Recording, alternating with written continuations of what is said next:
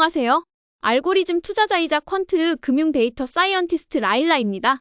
이번 주는 강력한 실적 발표가 이어지면서 급등과 급락을 반복하는 종목들이 계속해서 등장하고 있는 상황입니다.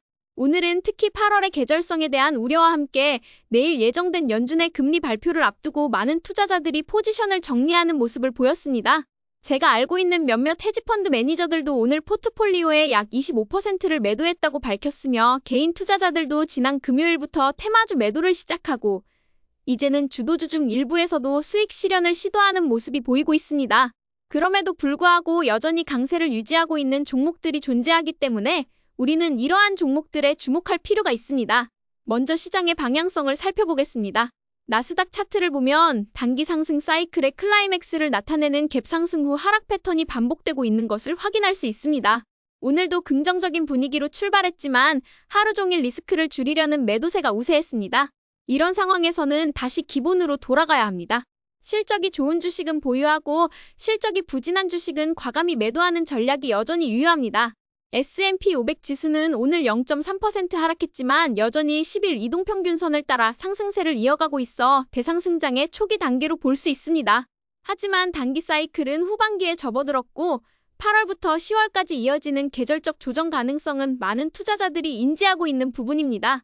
다만 현재로선 급락 가능성은 낮아 보이므로 주도주는 계속 보유하면서 조정이 올 경우 추가 매수할 수 있는 기회로 활용하는 것이 좋겠습니다. 나스닥 지수 역시 S&P 500과 유사하게 0.38% 하락했지만 상승 추세가 꺾였다는 명확한 신호는 없습니다. 단기 고점 시그널이 일부 보이기 시작했지만 실적이 좋은 주식은 계속해서 보유하는 전략이 여전히 유효합니다. 러셀 2000 지수는 최근 3주간 횡보세를 이어가고 있는데 이는 테마주 중심의 랠리가 힘을 잃고 있음을 보여주는 것으로 해석할 수 있습니다. 테마주에 대한 투자는 이 시점부터는 점진적으로 자제하는 것이 바람직해 보입니다. 10년물 장기 국채금리는 오늘 약 2% 하락했는데 채권 투자는 개인이 베팅하기엔 너무나 도박성이 강하기 때문에 현금 파킹 용도로만 사용하시기 바랍니다. 금 가격은 오늘 0.28% 상승하며 저점을 높여가는 모습을 보이고 있습니다. 이는 성장주들이 단기 고점이 다가온 상태에서 금이 다시 주목받을 수 있음을 시사합니다. 하지만 여전히 성장주들이 쉬어갈 때 분할 매수하는 전략이 금을 매수하는 전략보다 훨씬 더 좋아 보입니다. 비트코인은 오늘 0.58% 하락했지만 여전히 역대 정고점 부근을 유지하고 있어 크게 걱정할 필요는 없어 보입니다. 시장이 쉬어갈 때 오히려 추가 매수의 기회가 될 수 있습니다. 이더리움도 약 1% 하락했지만 어제의 돌파 지점을 유지하고 있어 전반적으로 우상향 흐름은 유지되고 있기 때문에 초장기 투자자라면 분할 매수, 모멘텀 투자자라면 눌림목을 기다리는 전략이 매우 유효해 보입니다. 오늘도 가장 많이 오른 ETF는 오일 ETF로 연이은 상승세를 보였습니다. 오일 관련 주식이 급격하게 상승하면 주식에는 좋지 않기 때문에 계속 지켜보는 게 좋아 보입니다. 공포, 탐욕 지수는 한 달간의 극심한 탐욕 구간을 지나 이제 탐욕의 중간 수준으로 내려왔습니다. 이는 시장이 리스크를 줄이려는 움직임으로 전환되고 있음을 의미하며 내가 보유한 주식이 일시적으로 하락하더라도 전혀 놀랄 필요는 없습니다. 공포가 커질수록 오히려 기회가 될 수 있는 상황입니다. 2025년 7월 29일 현재 시장의 전반적인 방향성은 주요 지수 모두 단기, 중기, 장기 상승 추세를 유지하고 있습니다. 다만 계절적 조정 가능성과 연준의 금리 결정 그리고 기업 실적 발표라는 중요한 변수들이 존재하기 때문에 지금은 테마주보다는 주도주에 집중하는 전략이 바람직합니다.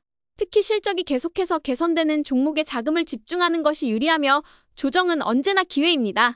주요 지수의 조정이 끝날 무렵 먼저 반등하는 주식에 주목하여 매수 타이밍을 잡는 것이 중요합니다. 하지만 주도주들은 여전히 급등과 상승을 이어가고 있기 때문에 주도주들을 아주 큰 비중으로 유지한 채 주식 비중을 여전히 70에서 80% 정도 유지하는 전략이 매우 바람직해 보입니다. 이제 주도주들의 현황을 살펴보도록 하겠습니다. 먼저 주식과 AI의 왕 엔비디아는 오늘 마이너스 0.7% 하락했습니다.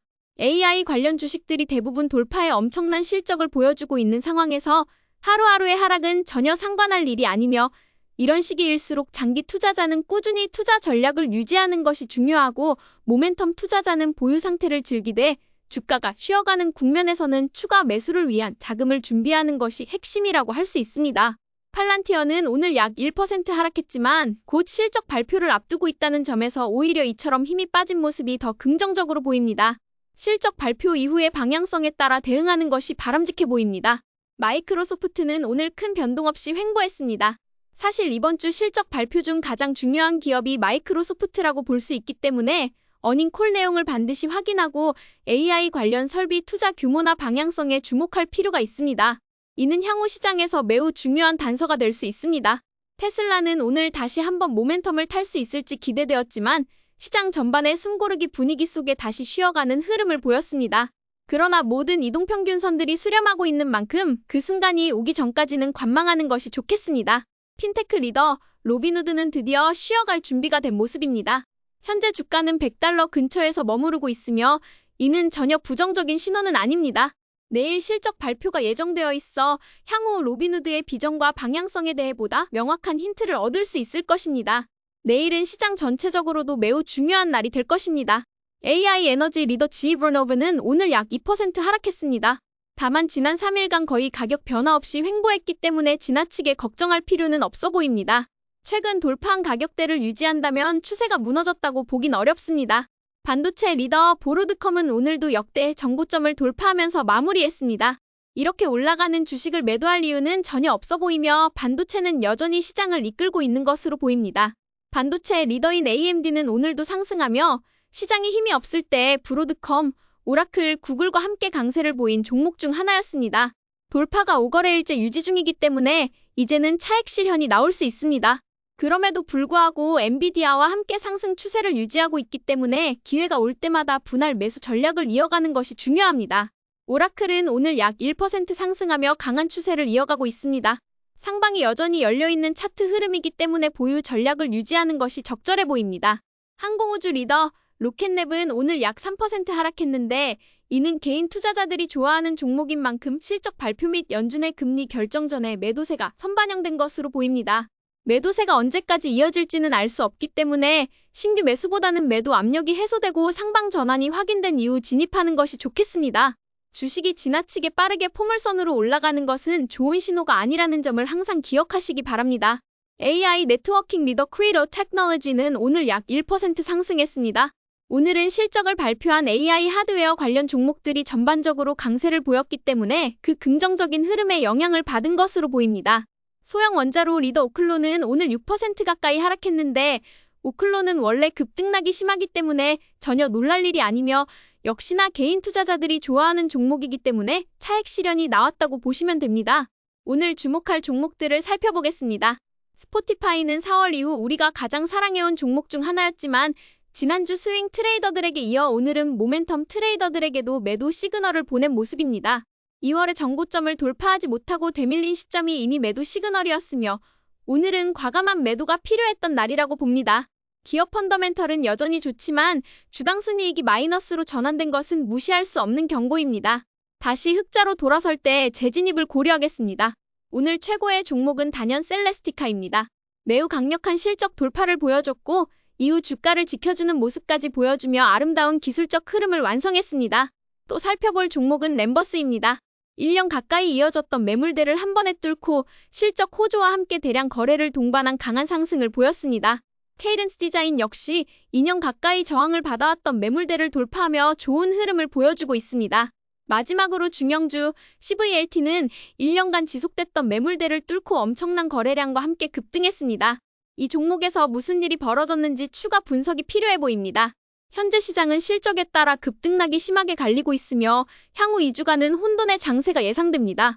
내가 보유한 종목의 실적 발표 일정과 내용을 반드시 사전에 파악하고 실적이 기대에 미치지 못한다면 과감하게 매도해야 하며 실적이 매우 좋다면 추가 매수 및 적립식 투자를 고려하는 것이 좋습니다.